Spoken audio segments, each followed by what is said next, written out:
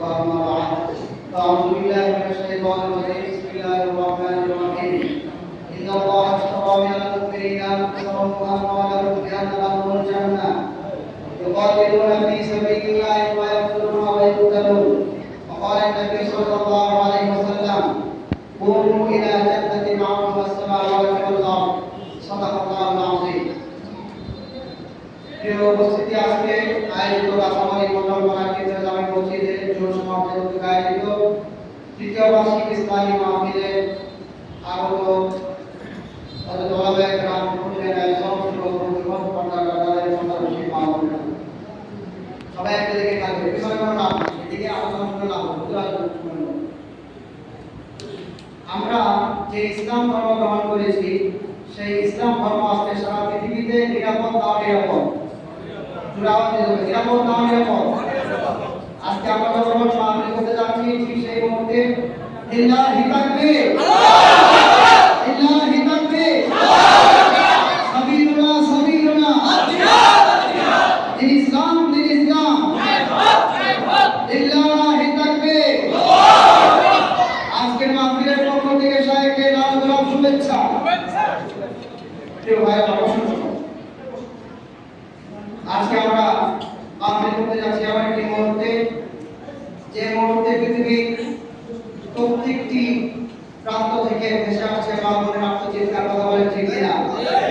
প্রিয় ভাইরা আমরা আজকে আমরা কথা বলতে যাচ্ছি ঠিক সেই মুহূর্তে আমাদের মুসলমানদের প্রথম কিবলা বাইতুল মুকাদ্দাস যেখানে সমগ্র নবী আলাইহিস সালামের শুভাগমন ঘটেছিল সেই বাইতুল মুকাদ্দাস আজকে মুসলিমদের হাত ছাড়া হয়ে গিয়ে ইহুদিবাদের হাতে সেই মসজিদ আজকে দখল হয়েছে বলা বলে ঠিক কিনা শুধুমাত্র তাই নয় সেখানে মুসলমানদেরকে হত্যা করা হচ্ছে নির্বিঘ্নে বাঙালিদেরকে সেখানে চোখ লুণ্ঠন করা হচ্ছে শিশুদেরকে সেখানে জবাই করা হচ্ছে তাদের গ্রাম শহরকে বোমবিং করে উড়িয়ে দেওয়া হচ্ছে কোরআন কারিমকে প্লাস্টিকে নিক্ষেপ করা হচ্ছে যখন যুবকরা জিহাদের পক্ষে কথা বলছে যুবকদেরকে সেখান থেকে ধরে নিয়ে উলঙ্গ করে পিরামিড তৈরি করছে কথা বলে ঠিক কিনা ভাইরা আমার এটা শুধুমাত্র এই পৃথিবীর চিত্র নয় আমাদের পার্শ্ববর্তী দেশ ভারত ইন্ডিয়া সেখানে গরু খাওয়ার অপরাধে মুসলমানদেরকে রাস্তাঘাটে টেনে হেঁচড়ে জবাই করা হচ্ছে কথা বলে ঠিক কিনা ভাইরা আমার আজকে মুসলমানরা বিভিন্ন মাযহাবে বিভক্ত হয়ে বিভিন্ন ফতোয়াবাজি করে তলে তলে বিভক্ত হয়ে যাচ্ছি অথচ গোটা মুসলিম জাতিকে নিশ্চিহ্ন করে দেওয়ার জন্য অমুসলিম জাতি আল কুফর মিল্লাতুল ওয়াহিদায়ের মূর্ত প্রতীকছবি হয়ে গোটা বিশ্ব মুসলমানদেরকে নিধন করে যাচ্ছে আর আমরা আছি পরস্পর মারামারি হানাহানির মধ্যে কথা বলে ঠিক কিনা আমরা এখান থেকে উত্তরণের একটাই মাত্র পথ সেই পথ হচ্ছে দাওয়াত এবং জিহাদের পথ নবী আলাইহিস সালাম যে দাওয়াত দিয়ে হেরাত থেকে গোটা মদিনা মক্কাকে শাসন করেছিল অর্ধজাহান হযরত ওমর শাসন করেছিল সেই কোরআন এবং সুন্নাহর দিকে যদি আবার আমরা ফিরে আসতে পারি কোরআন এবং সুন্নাহকে যদি আমরা নিজেদের সংবিধান বানাতে পারি সেদিন বেশি দূরে নয় যেদিন ভারত নয় আমেরিকা নয় গোটা বিশ্বে কালেমার পতাকা পথ করে উঠবে ইনশাআল্লাহ ভাইরা আমার আজকে মুসলমানদেরকে নির্যাতন করে শেষ করা যায় না মুসলমানদেরকে যে জায়গায় যে স্থানে যে রাষ্ট্রে মুসলমানদের মুক্তির কথা বলে ওলামায়ে কেরাম সেই আলেমদেরকে সেই সমাজে আমেরিকার র্যান্ড বাহিনী তাদেরকে চিহ্নিত করে জেলা জুলুম দিয়ে মানুষের সামনে তাদেরকে লজ্জিত করছে মানুষের সামনে ছোট করছে হ্যায় প্রতিপন্ন করছে কিন্তু আমরা বলতে চাই মুসলমানদেরকে জেলখানায় দিয়ে আলেমদেরকে বন্দী করে দিয়ে আমাদের কালেমার ইসলামকে শেষ করা যায় না ইমাম তো বাগুনের মতো দাও দাও করে চলে ওঠে লিল্লাহি তাকবীর বলে আল্লাহ জিহাদের সমর্থন করে কথা বলে ঠিক কিনা প্রিয় ভাইরা আমার আজকে আমার সাহেব এখানে বসে আছেন যার কাছে আমি সবক করেছিলাম প্রিয় ভাইরা আমার ওনাকে হারিয়ে আমরা পিতৃহীন সন্তান যেভাবে কাঁদে এইভাবে হাওয়া করে আমরা কেঁদেছি কোনোদিন ধারণা করি নাই যে সাহেবকে আমরা আমাদের জায়গায় বসে পাবো আলহামদুলিল্লাহ আল্লাহ শেষ মেহেরবানি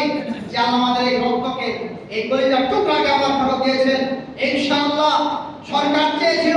তাকে দমন করে দিয়ে বাংলাদেশের মানচিত্র থেকে তাওহীদ এবং জিহাদকে নিশ্চিহ্ন করে দেওয়া আমরা তেতহীদ ভাষায় বলতে চাই তাওহীদ আর সুন্নাহকে কোরআন এবং জিহাদকে এদেশের মাটির থেকে নিশ্চিহ্ন করা যাবে না রক্ত নয় সাগর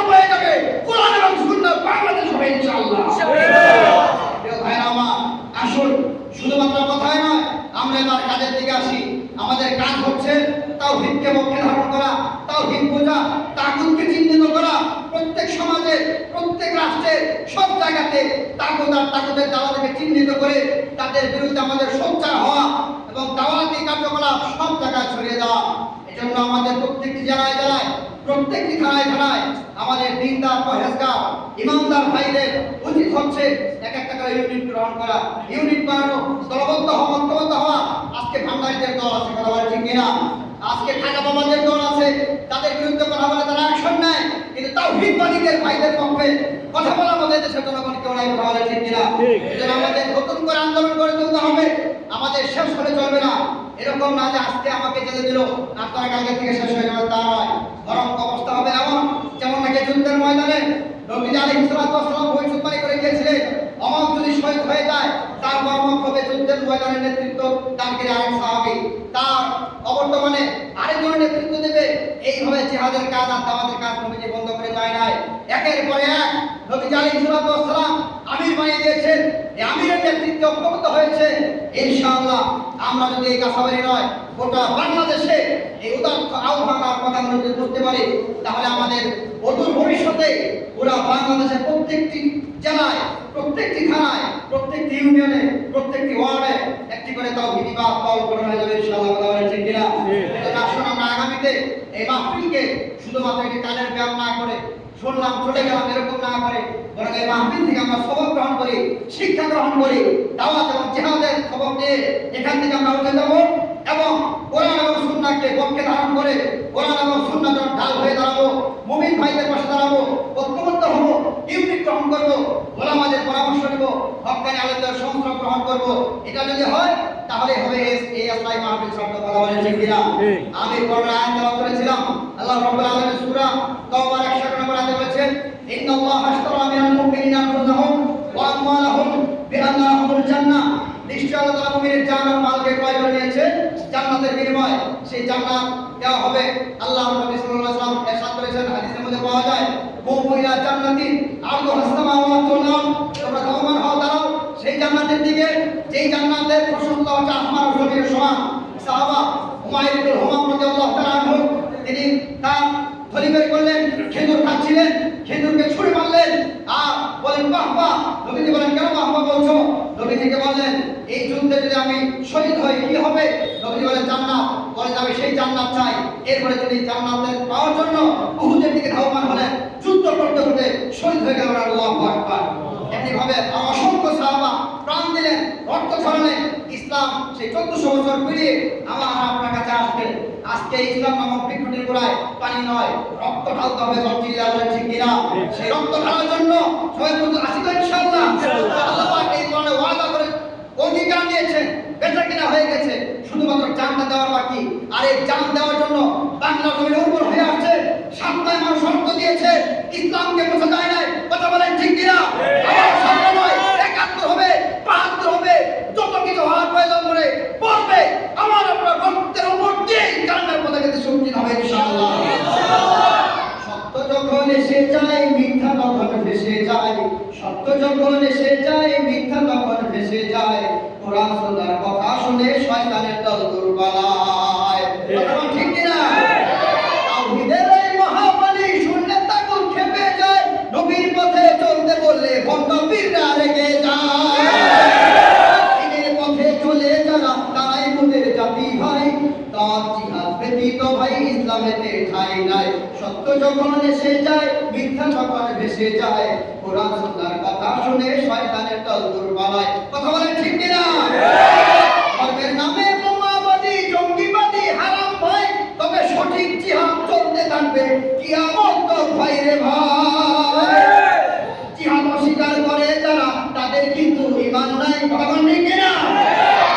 দাওয়াত জিহাদ ব্যতীত ভাই ইসলামেতে ঠাঁই নাই। সত্য যখন এসে যায়, মিথ্যা তখন ভেসে যায়, কোরআন সুন্নাহর কথা শুনে শয়তানের দল দুর্বলায়, কোরআন সুন্নাহর কথা শুনে শয়তানের দল দুর্বলায়। দুর্গা পূজা আছে না নাই দেশে? দুর্গা পূজা মাজার পূজা একই ভাই, ভণ্ড পীর আর মুরিদেরা ইহুদিদের খালাতো ভাই। দিনের পথে চলে যারা তারাই মুদের জাতি ভাই দল তরিকা ভেঙে চলো নবীজির ওই তরিকায় কার তরিকায় নবীজির তরিকা রাসূলের তরিকায় তরিকা কয়টা একটা এক আল্লাহ এক নবী অন্য কারো তরিকা আমরা মানতে রাজি না আল্লাহ পাক আমাদের সকলকে আমার এই উদ্যোক্তা আমার বোঝা সকলকে মানার